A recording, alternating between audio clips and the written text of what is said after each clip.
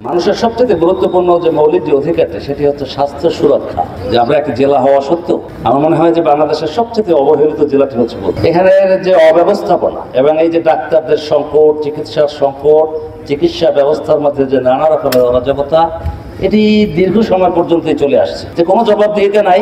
সব বক্তারাই বলছিল যে কোনো রকম একটু যদি অসুস্থ হয়ে যায় তাহলে এখান থেকে বরিশাল, দেখার আগেই বরিশাল রেফার। কোনো ধরনের কোনো সুযোগ সুবিধা এখানে নেই। ডাক্তারদের প্রবল সংকট, যেখানে 50 থেকে 100 ডাক্তার থাকার কথা সেখানে ডাক্তার থাকে 4 জন 5 জন। 250 শয্যা থেকে 500 শয্যায় উন্নত করা। আজকের এই মানববন্ধনের পক্ষ থেকে আমরা বরগুনার প্রতিটি রাজনৈতিক দলের পক্ষ থেকে স্বাস্থ্য অধিদপ্তরে যারা ঊর্ধ্বতন কর্মকর্তা রয়েছেন তাদের কাছে আমাদের একটি প্রাণের দাবি।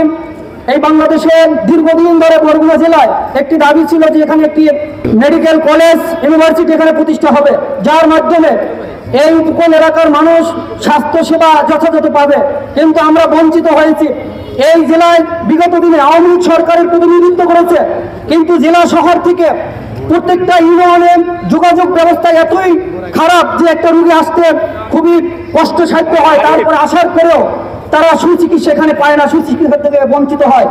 যেই পর্যাপ্ত পরিমাণে ডাক্তার থাকা প্রয়োজন সেই পরিমাণে ডাক্তার এখানে নেই। আমরা স্বাস্থ্য অধিদপ্তরকে আহ্বান জানাবো আজকের এই মানববন্ধনের পক্ষ থেকে, যাতে আমরা যথাযথ ডাক্তার অনতিবিলম্বে এখানে পেতে পারি।